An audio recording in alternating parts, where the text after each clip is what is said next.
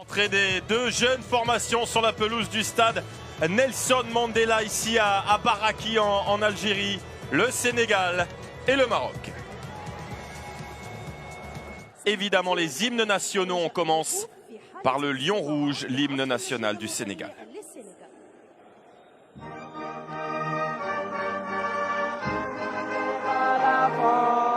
Le lion rouge a réussi le temple de l'amour.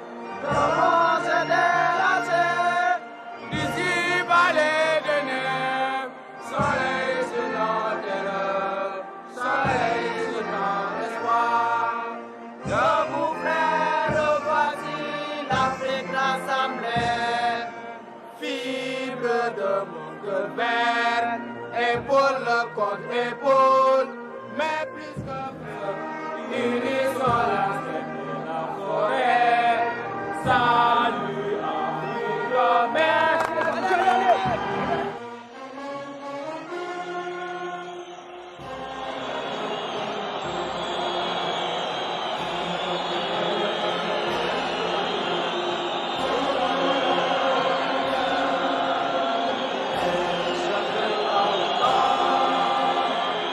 Offensif emmené par Amara Diouf qui va évidemment attirer vers lui tous les regards. Exactement, alors ce qui ne change pas c'est le dispositif tactique, on les voit dans le même schéma depuis le début, ça change très peu.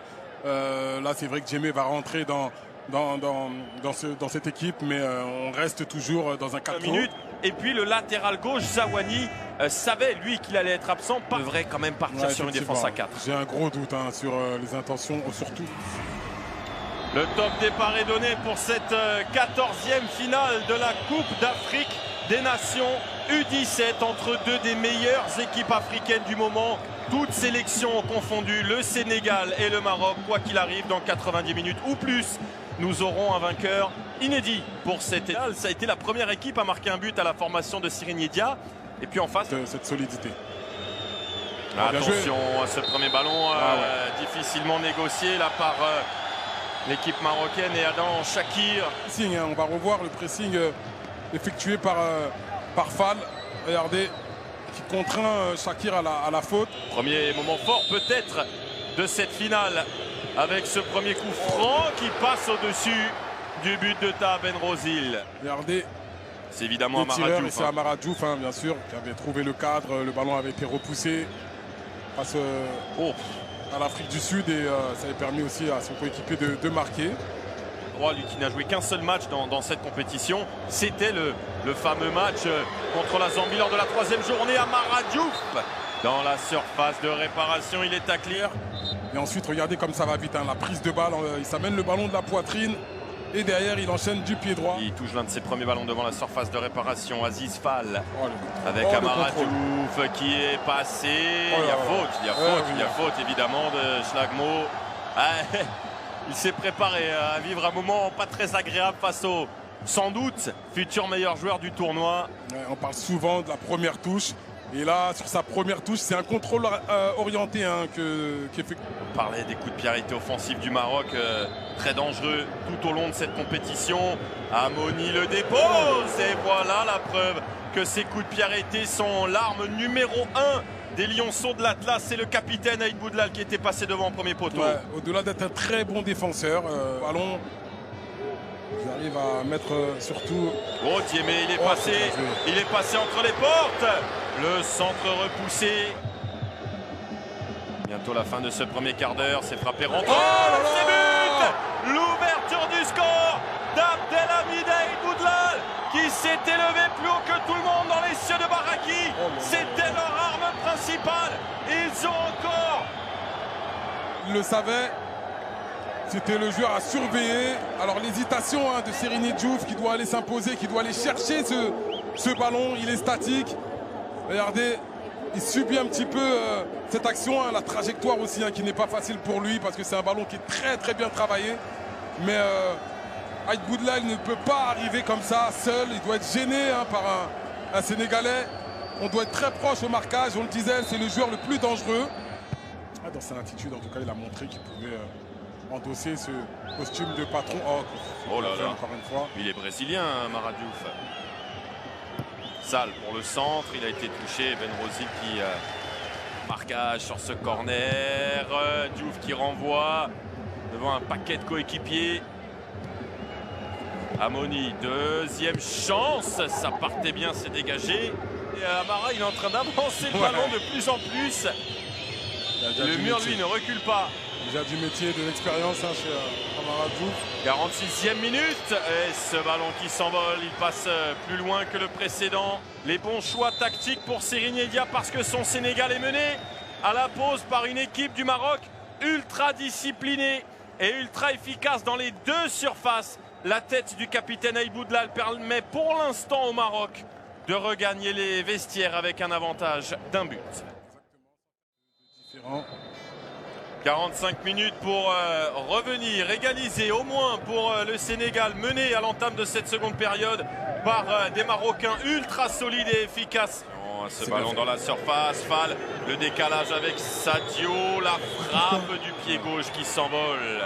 Ouais, il a dû se remettre sur son pied gauche plutôt que de reprendre ce ballon en première intention du pied droit. Ensuite, c'est compliqué parce qu'il y a un joueur qui vient le cadrer, donc il ne peut pas avoir la latitude nécessaire. C'est bien aussi avec les jeunes, ils ne sont pas encore contaminés par tous les affres, toutes les affres du haut niveau, la contestation, etc. Bon, il y a quand même le gain de temps qui semble être quelque chose. Régler ce problème-là, mais il va tenter. S'il faut tenter 21 fois, il va tenter, ça passera la 22e. Amara Diouf dans un numéro de soliste, d'équilibriste, ligne de fond. Et faute. Attention à ce centre de l'extérieur du pied, ils se sont gênés, balle de 2-0, sauvé devant la ligne par Mamadou Diallo. Il faut essayer d'en profiter. Sall. Il en prend des coups. Il en prend énormément. Et là, c'est un aveu d'impuissance pour Diémé. Il n'arrive pas à entrer dans la surface de réparation. Les Lionceaux de la Teranga, supporters sénégalais qui ont fait le déplacement. Il y en a certains qui sont venus exprès de Dakar pour ce match. On parle d'à peu près 200 supporters sénégalais aujourd'hui en Algérie.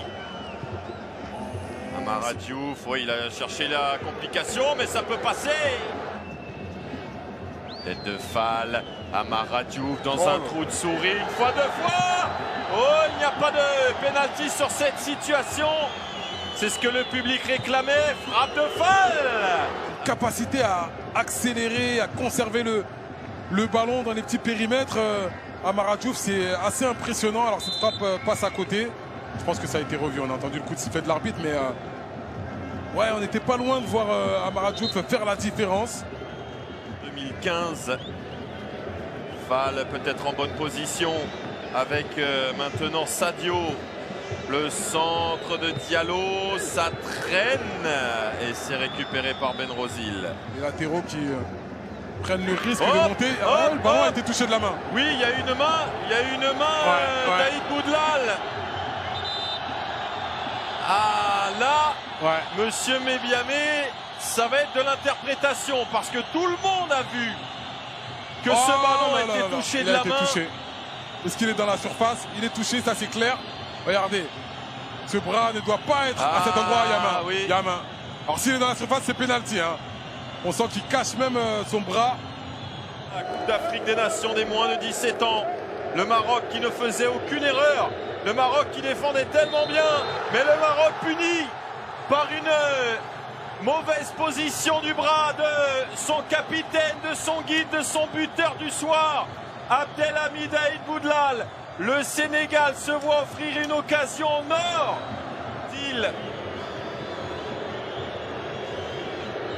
La prise d'élan, lente, très lente. Et le but, l'égalisation des Lionceaux de la Teranga, qui même s'ils n'ont pas eu d'occasion dans ce match, n'ont jamais lâché, n'ont jamais abandonné, n'ont jamais arrêté d'insister. Ils sont récompensés par un penalty. Et le Sénégal peut toujours rêver à son grand chelem. Sous les yeux du président Senghor, qui ne manifeste pas sa joie, mais qui intérieurement doit être soulagé de voir ses poulains revenir au score. Alors ça a mis du temps. La prise de décision, la VAR, cette fois-ci l'arbitre a pris ses responsabilités, mais derrière le pénalty, regardez comment il est frappé. Et pour moi, ce penalty, il le marque parce qu'il est resté concentré. On a vu son visage. Hein. Pour les Sénégalais, ça part bien. Oh, c'est but incroyable. Et c'est le joueur qui est entré tout à l'heure, qui vient délivrer les Sénégalais. Mamadou Sawane. Le Sénégal est en train de tout retourner en 5 minutes. Et leurs mains se rapprochent encore plus du trophée. 2-1. Ouais, et puis ça va valider les choix de Serigne Dia, hein, il a l'image de son équipe. Ils sont restés calmes, sereins. Et regardez comment il est bien frappé, ce coup de pied arrêté. Ben Rossil qui sort, qui passe au travers. On va réclamer une faute, mais il n'y a absolument rien. Regardez, aucune charge. Un joueur qui arrive premier sur le ballon. C'est le même but que le Maroc tout à l'heure. Et regardez le premier poteau qui a été déserté, malheureusement, par Koutoun qui était en charge justement de couvrir ce premier poteau. Oh là là là là, quel scénario incroyable. Ça peut être, attention, c'est le mauvais geste de Mamadou Diallo. Ah oui, ben oui, le capitaine. C'est qui? C'est bien sûr, c'est Amara Diouf hein, qui demande à ses coéquipiers de rester calme. À 1-0, on a vu Amara Diouf très calme. Malheureusement, ouais. Carton jaune pour Diallo. Ouais, bon, visiblement le VAR a signalé à l'arbitre gabonais. Hein. Ouais. Et on va en rester là. C'est terminé. Le Sénégal est grand. Après la CAN, après le CHAN, après la CAN U20, voici la CAN U17. Le Sénégal est à tous les niveaux, dans toutes les catégories, sur le toit de l'Afrique. Ouais. Que dire à part que c'est mérité, hein, non pas que les Marocains n'ont pas mérité de remporter cette finale. Loin de là, ils ont joué avec leurs armes. Mais oui, c'était quand même très difficile de tenir aussi longtemps. Hein, ce but qui est arrivé à la 14e minute. Les Sénégalais n'ont rien lâché. Il y a eu des changements d'effectués, hein, bien sûr, hein, par Serigne Dia.